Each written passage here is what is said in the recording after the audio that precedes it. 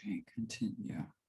Well, thank you, Hillary and Eileen. Thank you for having me. I am very happy to be part of J Talks. And today I'm going to talk about my book called Conjoined, a Holocaust Haunting, One Man, Two Hearts and Me.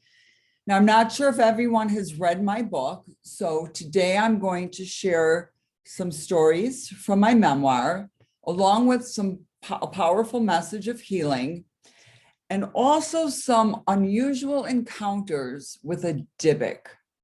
What is a Dybbuk? Well, for those who do not know, a Dybbuk is a Yiddish word, which means a malevolent spirit. In Hebrew, the word it's connected to the word dibuk, which means to cling or to cleave to.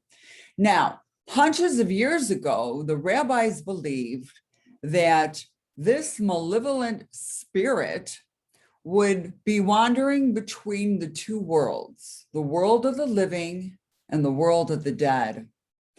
And it would be in search of a viable host, preferably a human being. And it would merge, attach itself to a person, thus becoming an emotional parasite. Now, hundreds of years ago, the rabbis believed that if a person indeed had a Dybbuk, then they would do an exorcism in the synagogue. My book is based on my experiences. Is it fantasy? Is it reality? You make the decision and you can decide. Either way, I'd like you to sit back, relax, and enjoy this most unusual story. My story takes place 100 years ago in a shtetl called Raigrod. Raigrod means the city of paradise. In this small town, they had a lake called Raigradsky, where the fishermen would go rowing on their wooden boats, and they would be fishing for whiting and eel and carp. The shores would be lined with red marshes and green vegetation, and the backdrop of the lake would be the forests of Raigrod, where at night you can hear the sounds and the roars of the wild animals roaming the forest like lynx and wolves. Raigrod is a town nestled between the lake and the forests. My father, Avram Yankel Steinsapir, was born in 1921. He lived at home with his father, Chaim Shlomo, his mother, Bela, and had 4 sisters and a baby brother. They had a home facing the town square. You can see this is my father's actual home, facing the town square of Raigrod. About 1.5 miles down the road was his family duck farm. Now, my father spoke Yiddish at home, spoke Polish in the community, and learned Hebrew from the town rabbi. When he was a little boy, his father, Chaim Shlomo, died, and his baby brother passed away too. So his mother, Bela, hired 2 local men to help manage the duck farm. Here's where the story turns dark for my father. As you know, the Nazis invaded Poland in 1939, but on June 22nd, 1941, as the Nazis invaded further into Raigrod and the Russians had retreated, the Nazis took over the town. The 2 men that my grandmother hired to work on their farm under the guise of the Nazis forced their way into my father's house. Now, my father witnessed this tragic event from a hiding place. He saw the 2 men forcibly grab his mother and sisters outside, torturing them. His mother pleading with the men, saying, please, please have mercy on me and kill me quickly, With that, they took their time and they murdered my father's family. My father ran into the forests of Rygrid, further into the forests of Europe, and lived like a mountain man for 3.5 years. He never looked back, and he could never go home. He was filled with fear and paranoia. He had a severe case of PTSD. And after the war had ended, he spent 5 years in Bergen-Belsen refugee camp. And then by February of 1950, he made his way to the United States.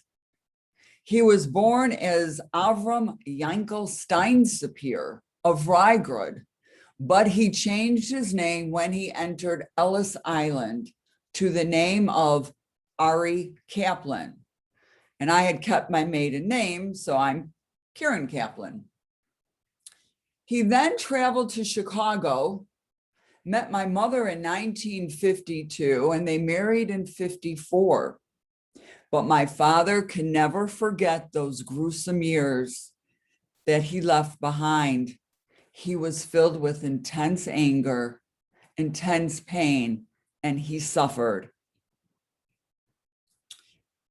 I am the youngest of 2 older brothers, and I grew up in a very disturbing and abusive home because my father had spewed all this resentment and bitterness and anger on the ones closest to him.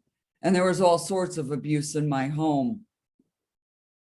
As a little girl, I was afraid of my father. In my teens, I just wanted to keep my distance from him. I wanted to avoid any family drama. And one day as a teenager, I discovered that my father was born as Avram Steinsapier. And I asked my dad, why did you change your name? And he pointed his finger at me and he said in his Polish accent, I changed my name to protect my life.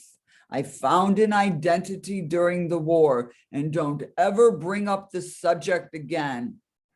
And I never did. I really never thought about it until decades later. As an adult, I had married, had 3 beautiful children, but I got divorced. I was feeling unsatisfied in life. My brother, oldest brother, who was a rabbi, had died. My mother had passed away. And I was just feeling discouraged, unhappy, and I didn't really know how to deal with life. And so I had decided to see a licensed therapist who is also a spiritual teacher and healer. She had the ability to channel spirits from the other realms. She was a medium. She could channel my deceased mother and brother, and often they would come and talk and shed some light with me during our sessions. But my very first session with this woman named Lee, she noticed something inside of me that I never noticed. And she said, Karen, it's time you forgive your father. Your father has been holding on to decades of the pain of his past, and you are following in his footsteps. You need to let this go. You too are carrying the bitterness and pain of your childhood. It's important that if you want to find some peace and happiness in your life, you need to forgive your father. I had explained to her that I learned in my day school, I grew up Orthodox, that my rabbis had taught me that you can't forgive someone unless they ask you for forgiveness. And they could ask you once or twice and you don't have to forgive them. But on the 3rd time, if they ask you and you choose not to, the onus will fall on you. So I explained to Lee, this is how I understood forgiveness. And she said, Karen, but you are still the one carrying the pain. It makes no difference whether the person asks or not. It's time you let go of your past. And so I spent a couple of years trying to understand what the word meant, trying to release all this emotional baggage that I had kept stuffed deep inside of me for all these decades. I cried a lot. And then a few years later, this was in 2010, my father was on his deathbed. He was at the Highland Park ICU, and I came there each day to visit him. He was comatose. And each day I would don the mask and the gown and the hat and the gloves, and I'd walk into his room and sit in the corner of his room. And something happened on that 7th day. As I was putting on the gown, I overheard the doctor in the room say, "I can't believe this man is still alive," as he spoke to the nurse.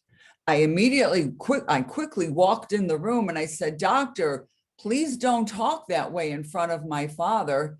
He's a Holocaust survivor." And the doctor said, now he understood. The doctor and the nurse both left. I sat down again in the corner of his room, but something changed in that point. I felt compassion in my heart for my father. And I walked toward his bed and I held his hand and I sat next to him.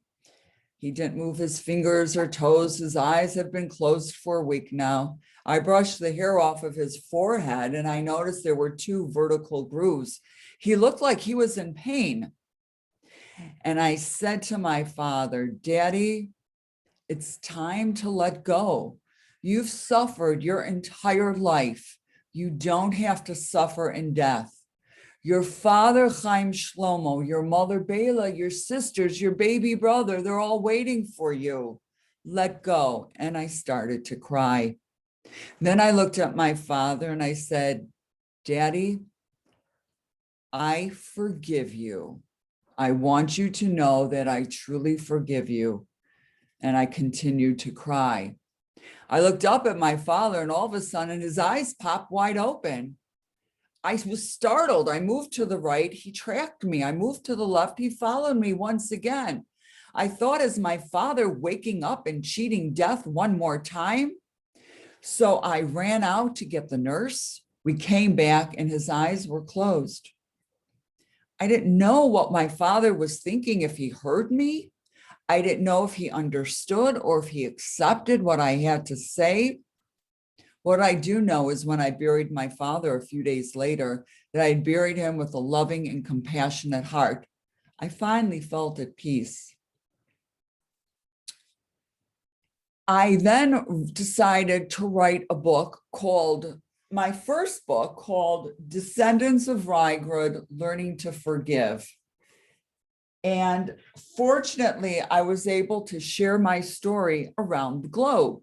I spoke in Chicago about my story of forgiveness. I spoke in New York. I went to Germany and Poland and shared my story of forgiveness. One day, a gentleman in the audience said to me, "Thank you for sharing your story. And I was interested to hear about this lineage of the Steinsapier family of Rygrid. But who is this man, Ahri Kaplan?" And I said, "I've been thinking about that myself the last few months. And with your question, I am determined now to discover who is this stranger whose name I had inherited." I spent over 6 months digging on the internet, trying to find some information about this man. I connected with the researchers at the United States Holocaust Department and their archive department.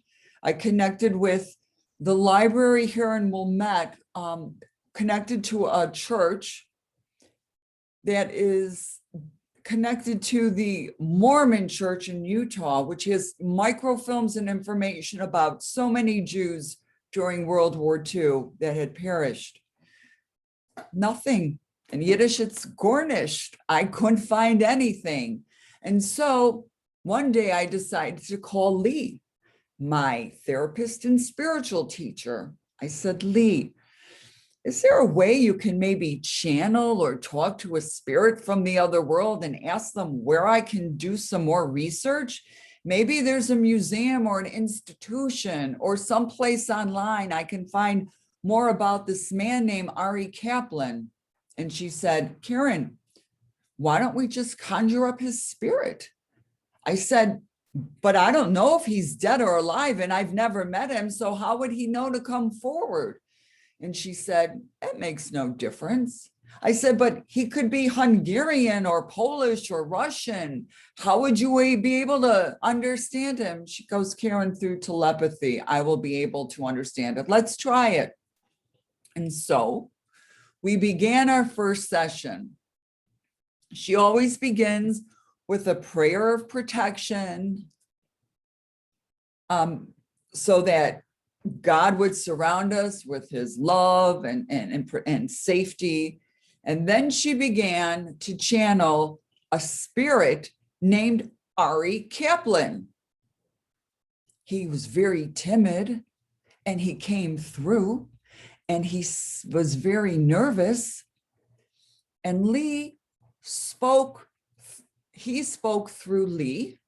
But sometimes when I asked Lee a question, she asked him, and Lee gave me her answer in her words.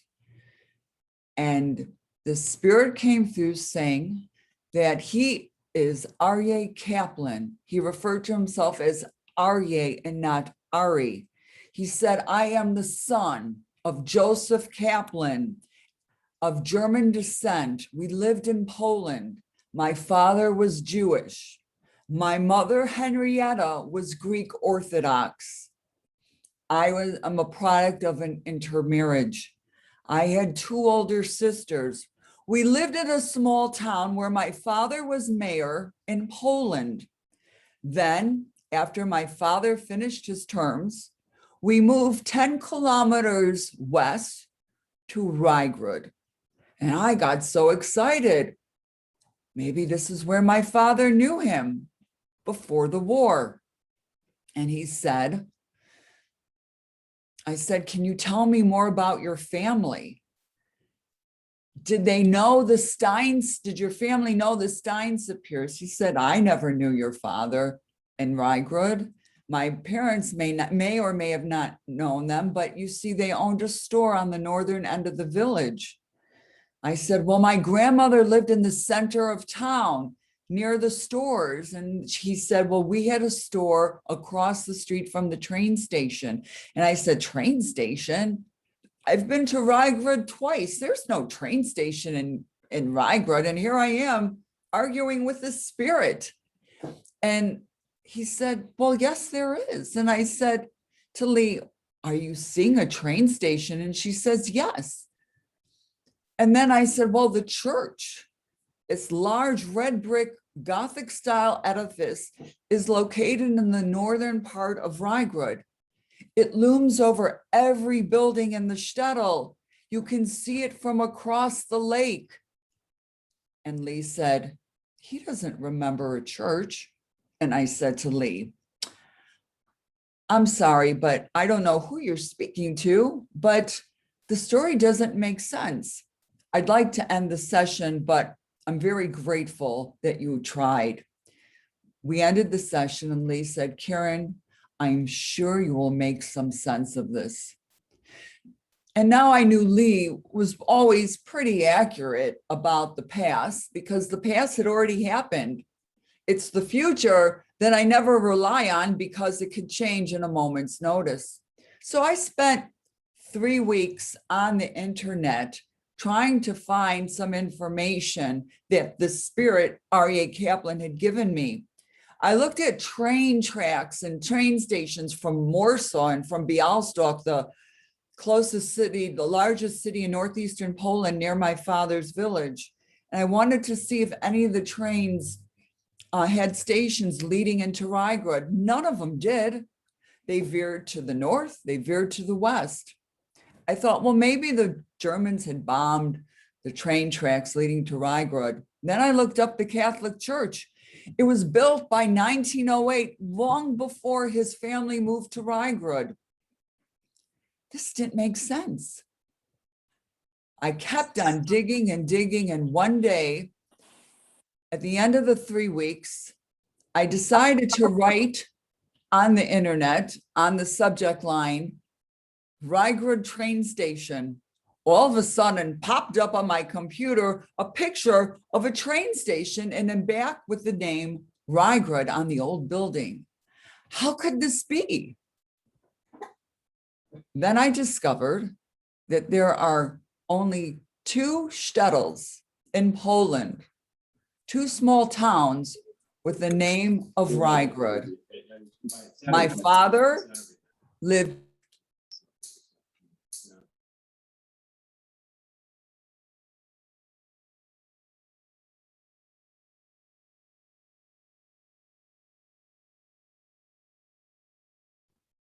Karen, can you unmute yourself? I'm sorry. Okay. Sorry. So now I understood that there are 2 towns called Rygrid in Poland. I never imagined. And so I was determined now to go back to Lee and have him more sessions to learn more about the spirit, because now his story made sense. I had an additional 8 sessions with him, but I'm going to share another story with you. I wanted to find out how this spirit, Ahri Kaplan from Western Rygrid, was connected to my father from Northeastern Rygrid. What happened? And he came through in the next session, and he seemed, Lee said, very troubled and very, very nervous. And he said, I have to tell you something, and I hope you will listen, and I hope you'll have some compassion for me. And he said, I was conscripted into the army. I was treated with such abuse. I was a sub-soldier. I said, what army? He said, the Wehrmacht, the German army. And I thought, a man named Ahri Kaplan in the German army, Hitler conscripting Jews? That didn't make sense. He said, they forced me to go into the army or else they'd send my family to Auschwitz. I spent a year and a half being abused by the German soldiers. I felt like I betrayed my people. I wanted to leave just and go back home. And so he said, I decided to go AWOL one night. I ran into the forest. After 3 days and 3 nights, the temperature dropped, the winds were howling, it started to sleet and hail and snow. I ran and ran, and I tripped, and I hit my head on a rock. I had a concussion and a broken skull, and I died of hypothermia and starvation. That morning, your father, who was running in the forest for 3.5 years, he found my body. He turned me over. He started ransacking through my clothes. He found a knife. He put it in his pocket. He found my pouch. He opened it up, and it had my identity as a subservient soldier in the Wehrmacht. My name was Ahri Kaplan. He took my identity, pouch, and knife. He put on some of my clothes, and he said, Karen, my soul was hovering over my body. You see, I died, but my spirit didn't move on. I couldn't see the light. I died with such hatred and anger in my heart toward Hitler and toward the German people. I couldn't move on. And so when your father came upon me, just like a flea that hops on the back of a horse, I merged inside your father's body. I wanted him to take me back to my family in Rygrid. And I said to Lee, I said, you're a Dybbuk? He said, call me what you like. I'm an entity attachment. I said, well, how long did you stay inside my father's body? He said, until the day he died. I was shocked. And the spirit said to me, Karen, can you forgive me? You see, my anger coupled with your father's anger turned him into this maniacal, paranoid, bipolar person. And every time he would have these outbursts, it was partially from me. Can you forgive me? And of course, I forgave him. Hanging on to this pain as a spirit for over 80 years was enough for one person, but I told him he needed to forgive himself. I had several more sessions with the spirit, learning so much about my father, the mysteries of his past, the secrets that he held. I learned about his life during the war, my childhood, why he married my mother, why we lived the way he did, why he acted the way he did. But I want to share one more story. I asked him, you were there when I was forgiving my father on his deathbed? And he said, yes. I said, well, what was he thinking? Did he hear me? Did he understand me? And the spirit said, he understood you all right. He was angry at you. His eyes popped open. He was so upset. How dare you? How dare you even bring up the word forgiveness? I watched my family murdered in my homeland, in Rygrid. I survived the war. I came to America.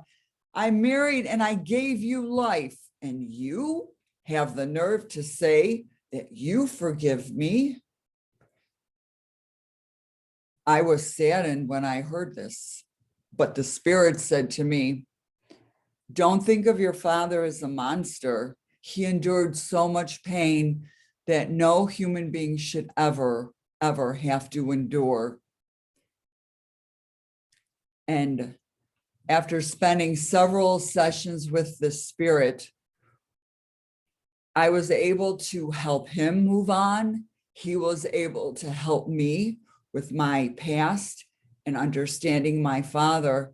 And I was so grateful to have encountered this spirit named Ahri Kaplan.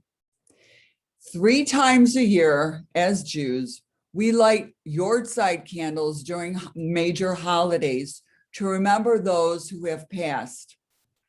Each year, I light a candle for my mother, my oldest brother, Howard, my father, another candle for my family of Rygrid and all the 6 million Jews. And after that session with Aryeh, I now light a candle for the spirit. I am grateful to have encountered him, and I'm grateful and honored to carry his name, the surname of Kaplan. And that is my story called Conjoined, a Holocaust haunting, one man, 2 hearts in me. Thank you. Karen, that was wonderful. It's a short book. It's a pretty short book, but it's so powerful. And I could just feel your emotions as I was reading it. I have to say, I'm a little skeptical about the other worldly connections, but how did you come to find Blake, and how did you become comfortable sort of taking this route? So in the first part of my book, I talk about my spiritual journey. You see, I was raised as an Orthodox Jew, and I love my religion, and I love my people, and I love my tribe. But for me, following the Orthodox doctrine wasn't working for me. I wasn't finding any peace or joy.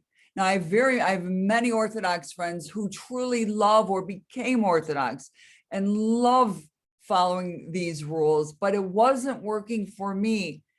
And after my mother and brother died, I needed to find some path to help me deal with.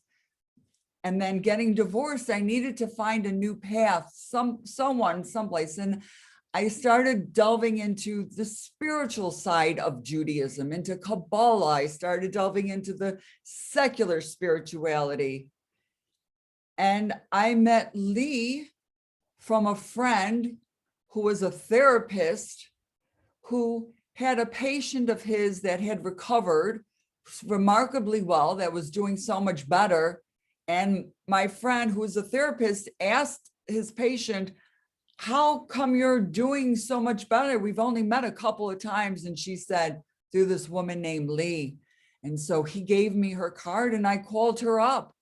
I wanted to find anyone, a healer, spiritual healer, someone to help me. And she today is my teacher, and she is my good friend. And she helped me through and helped me see and understand things that I couldn't see for myself. So you actively sought somebody out then that could sort of get you to this next place. Yes, yes. Susan wants to know, have you ever tried to contact Ahri's family? Ahri, the spirit's family? Okay. Yes. In the spirit world, no. He told me that his two older sisters died by the hands of the Nazis. They were both married. There is no lineage of his family, because I asked him those very questions. And his parents, though, survived the war, which he was happy about, but none of their children survived. I tried to find some information about his family, but he said to me, you need to go back to Poland because the records of his family from the small town where he was born called Ostrowo, the records are not computerized yet. So you need to go with some interpreter back and find those records, and you will get all the information verified. And one day I plan to go back to Poland and do that. Do you think that because your dad had these multiple personalities and he was observant, your father, correct? Do you think that the personalities and his observance sort of pushed you a little bit away from your Judaism, or was that just something inside of you? Not away from it, but you went from Orthodox to being more secular. Right. So my father loved the Jewish people. He may not have loved me or my mother, but he truly, his heart was, he loved the Jewish people. He loved his tribe. He was Orthodox to a degree, like he wanted to impose the Orthodox rules on us and our family, but he sort of veered away from time to time when he felt he needed to. But I raised my children in the conservative movement and sent them to conservative day school. I love so many of the traditions of Judaism, and I still keep many, but I couldn't, how I was raised was not spiritually uplifting me anymore. Maybe part of it has to do that, all kids rebel against their parents, and whatever your father says, the dictator in the house says, then you want to do opposite. But I kept up with that, raising my children a very traditional way of life, but yet I wasn't being spiritually fulfilled. So I started to look elsewhere. I think we all probably come, to some point where we're wondering, even if you just think about the Holocaust period, one of the first things you might think about is, well, where was God during this time, right? When you lose a parent or somebody gets sick, you have to wonder, where is God? So how do your kids feel about this whole path? I mean, you said you brought them up in a conservative movement, but what do they think about you talking to the spirits and. Well, I have one son who's a doctor who is so anti this because he's science minded and you've got to show, you know, evidence and proof. So I get it. Believe me, I was very much a skeptic, but so many experiences and coincidences happened to me that I couldn't negate what I've seen. So I understand people are skeptical, and my other son is a bit skeptical. My daughter, I think, is more open to this world. And so, but regardless, there's such important messages that you can learn from this story, regardless of whether you believe or not. There's some really important subliminal messages as well. And for me, it's the strength of our soul and our spirit lives on. Have you been able to talk to your mom? You know, my mom comes through at times. Moms are always moms, even in the spirit world. And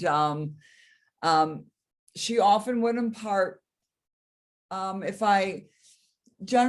it's near a special day, a birthday or an anniversary or something,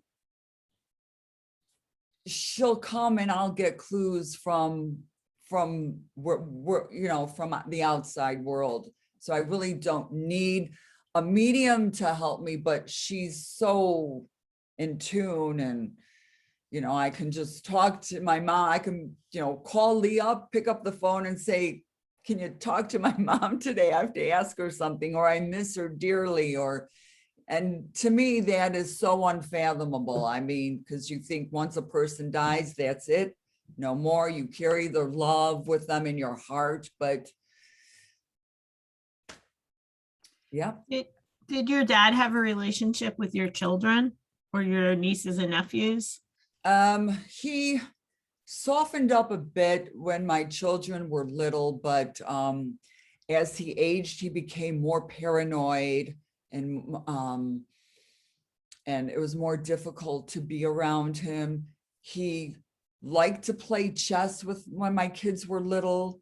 My middle son Noah, in my first book, I talk about a story that Noah was in high school and he had to do a project about somebody and their family, and he did a history project on my father and asked him questions about the Holocaust, which to me gave me lots of information about my father, because I was always afraid to ask him. And my father, though hesitantly at first, he did sit down with Noah and talk to him on, I mean, he could only do what he can do after what he survived,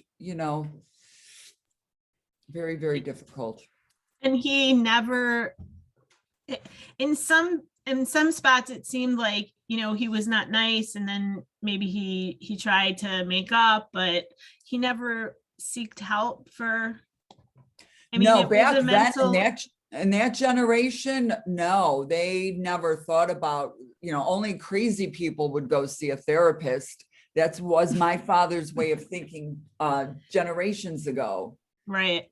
But someone who is narcissistic and has that controlling narcissistic will never consider themselves ill or mentally ill. They're perfectly fine with themselves. They would never see a therapist. So that was really never an option. And your mom just sort of made the best of her life as she could. Right. She was a battered woman. She married him at 19 and he was 31. And through it all, she continued to love her children. She showed me what unconditional love really is all about. And I was so blessed to have my mother. Her love, the love she showed me, I'm able to show my children and hopefully my family and friends around me. So I was very grateful to have my mother as contrast to growing up with my father. What is one thing that you really hope that people take away from reading your book? That though my father was angry and endured the Holocaust, I'm so grateful to have him as my father, because he was able to teach me the true lesson of forgiveness. So as difficult as it was living with him, there's always a silver lining in one's life. Many of us grew up in a family where we may have felt unloved and abandoned or rejected, harassed or abused.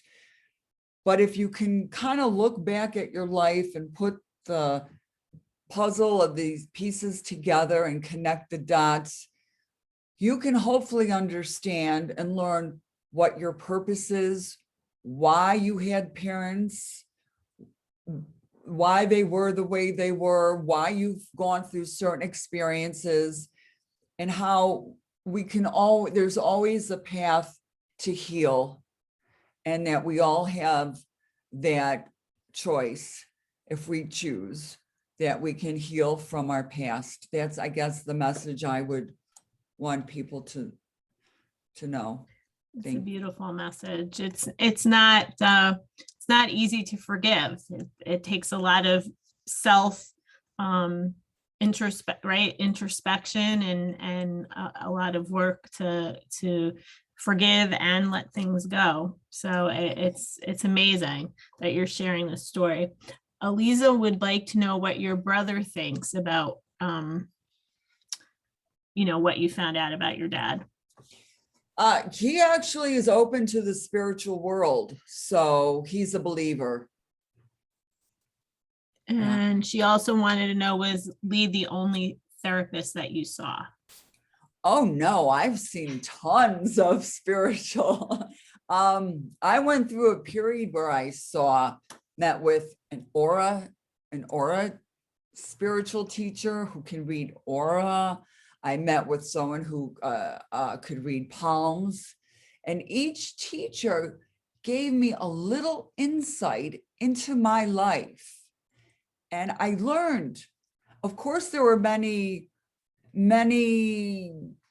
along the way that I didn't believe what they were saying. It didn't make sense, and I just left them immediately. But I had a few really good teachers. See, I became open to this whole spiritual world, and they gave me insight that truly helped me open my eyes to my life and myself. See, it's very hard for us to look inside ourselves because we're in the picture, but if we need someone out of the picture, like a therapist or someone who can see inside of us and give us some information.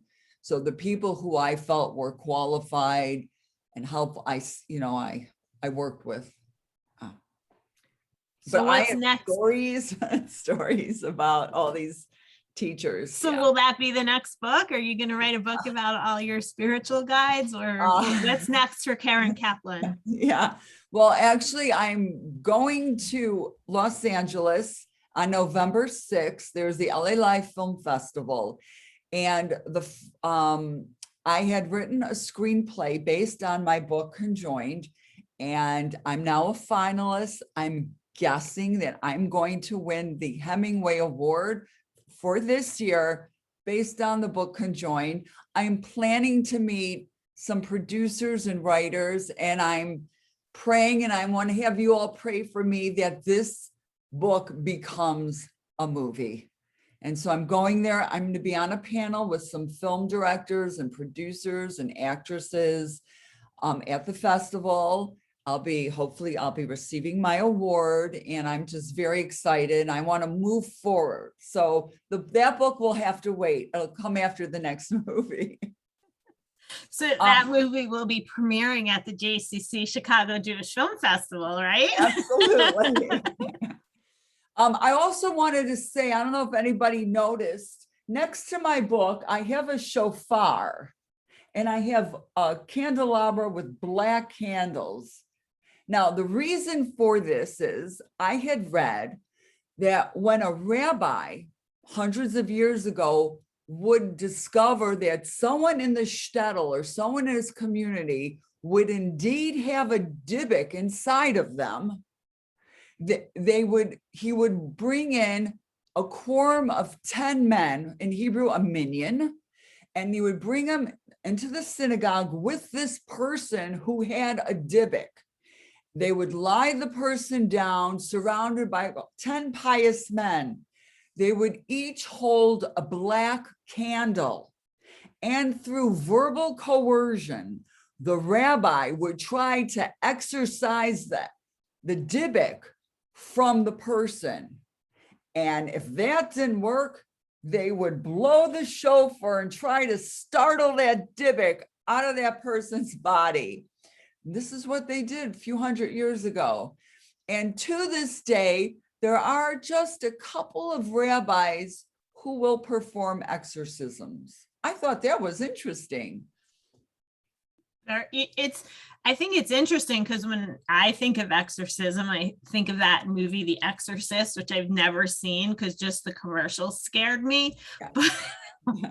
But like you think of it as a Catholic sort of thing to do, not necessarily a Jewish thing. So right. Karen, this is, I mean, like I said earlier, we've known each other for a couple of years through the film festival and through your work with, you know, our Rhodes Scholar. Thank you. A little brain fart there. So, I mean, I've had the opportunity to, you know, talk to Karen about, you know, film and traveling and stuff, but this is a different side of her, and you're a fantastic storyteller. So I appreciate that, you know, you agreed to come and talk with us. Let's see. Aliza said, thank you for your beautiful words. Lori said, thank you for hosting Karen. That was awesome. Her books were great. So, you know, it's definitely unanimous here that we all think you're a great author and a speaker. So thank you so much for joining us today. Let's see, what do we have coming up? You can visit our website at jccchicago.org. We've got a Need to Know, which is in observance, not really observance, but part of Breast Cancer Awareness Month, where we're going to learn to braid challah, and we're going to hear from a survivor and a breast surgeon. So that's on our website. We've got our 118th birthday celebration of JCC Chicago, which is super exciting. And all of that information is on our website. We've got film going. We've got another film festival coming up starting in November virtually. So lots of really great things going on at the J. So again, thank you, Karen, so much. Travel safely. We're all going to be praying for your award. You're going to get your screenplay taken up, and we're going to premiere it, hopefully in person. Yes, thank you so much for inviting me. I really appreciate the opportunity to speak at the J Talks. It was our pleasure. Our pleasure. Thank you, everyone. Have a great day, and we'll see you soon. Bye-bye.